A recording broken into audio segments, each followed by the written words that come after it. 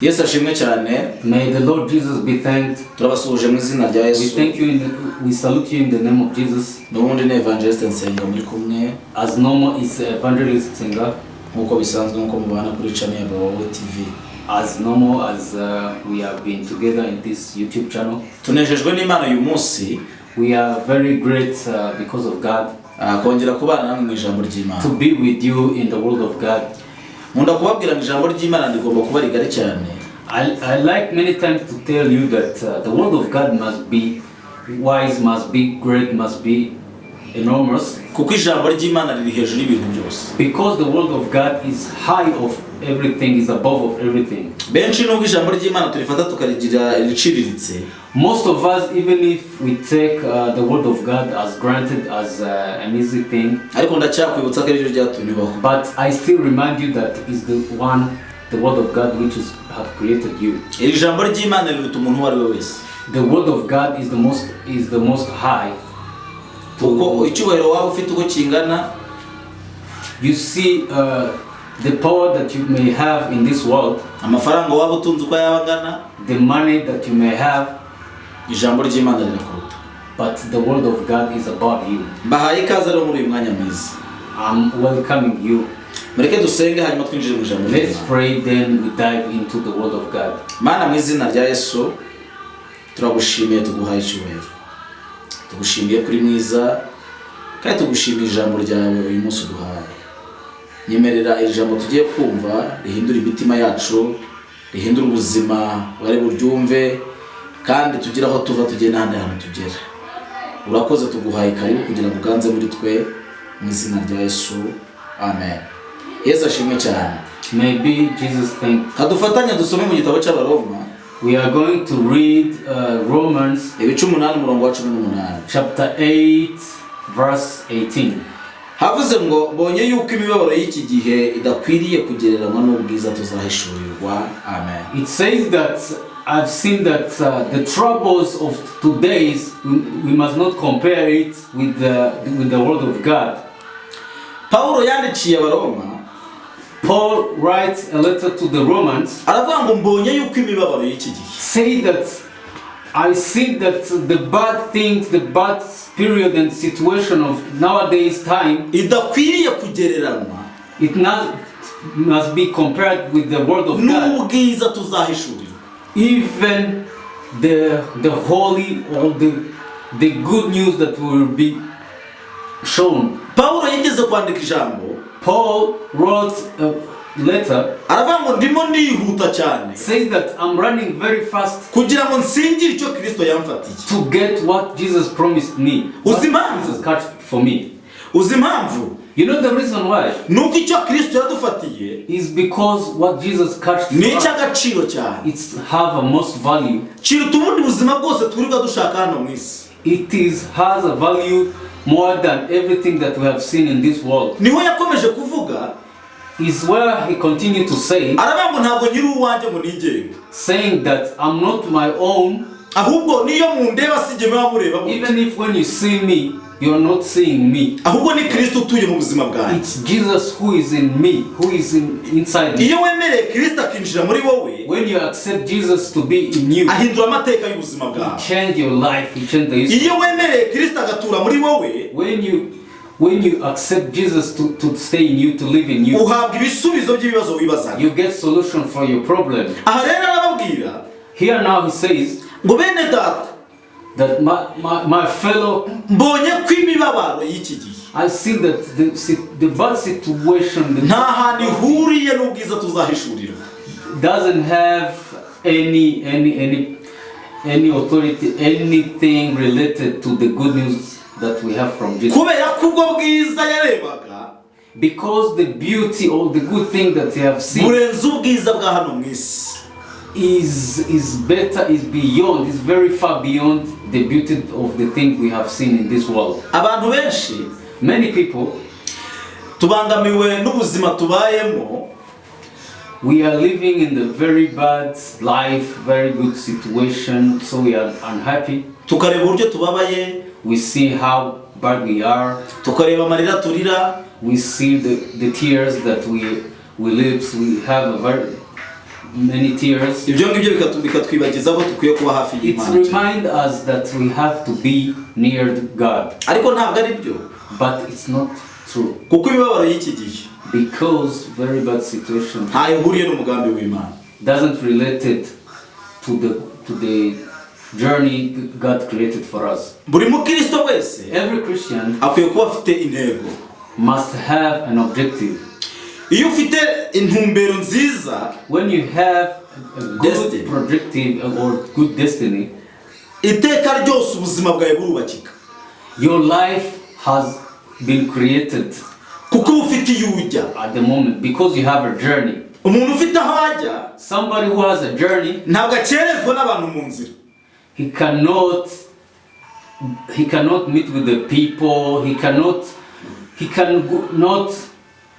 be late to the journey to his destiny. Iyo ufite urugendo, When you have a destiny or a journey, nta muntu waguhamagara ngo ntegereza kandi ubona imodoka igiye kugusiga, no one can call you, please stay, and you have a car which is waiting for you kubera ko ufite aho uri kujya. because you have your destiny. Impamvu twebwe dukerejwe n'ibigaragara gusa biri aho ngaho, You know the reason why we are very late, we used to be late? ntabwo dufite intumbero y'aho tujya.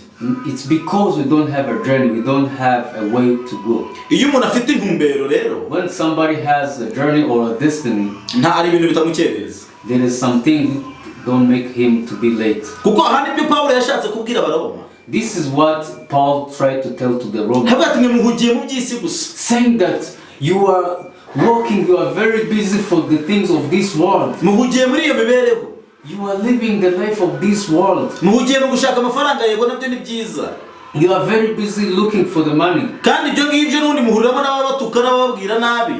But even if you are very busy looking for money, but you met bad people who say bad things to you. Wenda wamaze kwinjira mu gihe ubona kigukomereye, Maybe you are in very bad situation. ufite ubwoba bw'isaha n'isaha bazateza cyamunara, You have a fear that they can sell your properties. ubwo burwayi ufite buguteye ikibazo ko ejo n'ejo bundi wapfa, Maybe you are very, very sick. amadeni ufite aguteye ikibazo ko ejo bazaza kukwishyuza, You have maybe bank loans or debts. ufite ikibazo cy'amashuri y'abana, Maybe you have a fear because abandi bahangayikishijwe nuko batarashaka, batarubaka ingo, other people are afraid because they are not getting married yet. abandi baribaza ubuzima bwabo uko bizagenda, icyerekezo cyabyo barakibuze. Other people are still thinking about their life, their future life. Ntabwo kubitekereza wabibura nanone, You may not stop thinking about that. ariko ibuka ko Imana iri gutegura ibyiza kuruta ibyo ngibyo, Remind that God is preparing very good things. kandi Imana izi ikintu kibanza kuri wowe. And God knows what may be the first for your life. Kera twajyaga dusenga, In the past, back in the years, we used to pray. tukajya gusengera nk'inkweto, We used to go to pray to get shoes. Imana ikatubwira And God says for us ngo dore nishyuye amashuri. that I'm paying school fees. None ugahita wibaza And you start thinking of, ko nagiye ngiye gusaba inkweto, I went there to ask God for the shoes. kubera iki Imana imbwiye ko irishya amashuri kandi Why atari God is starting to pay the school fees for me? namaze igihe kirekire mbyibaza, I've been spending most of the time ariko nza kwibuka ikintu kimwe, thinking about that, but I get one thing. burya Imana izi ikintu kigukwiriye, You know, God knows what is really for you kuko ikora ibyo ishaka because God do what He wants kandi mu gihe ishaka. in the good time. Ntabwo Imana bayitegeka.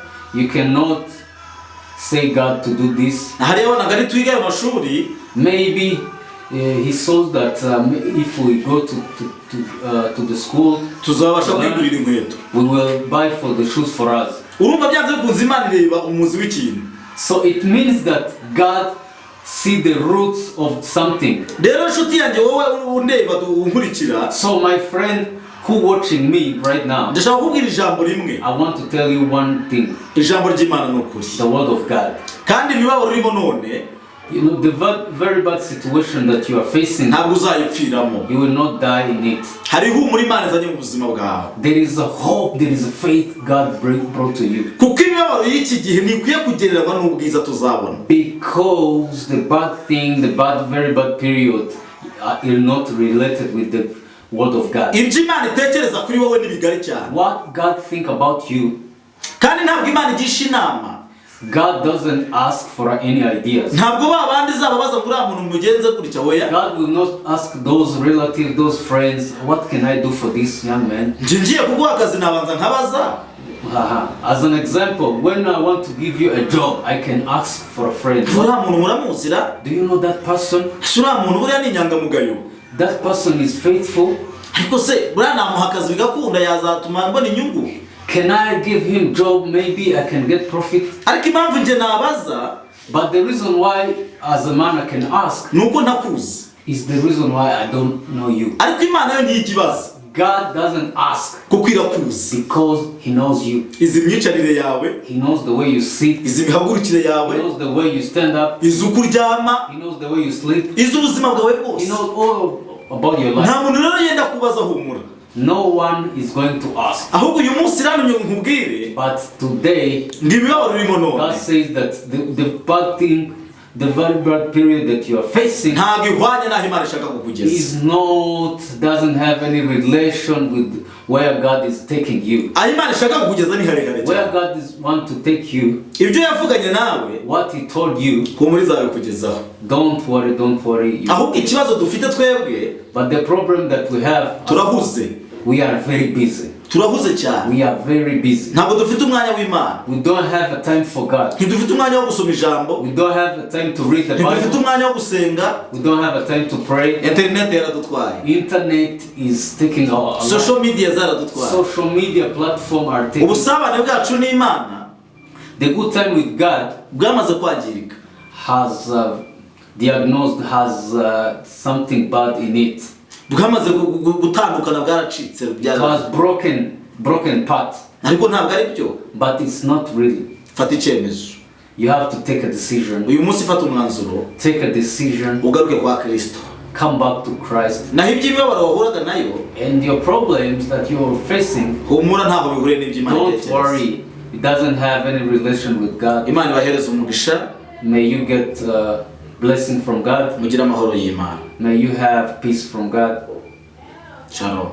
Shalom.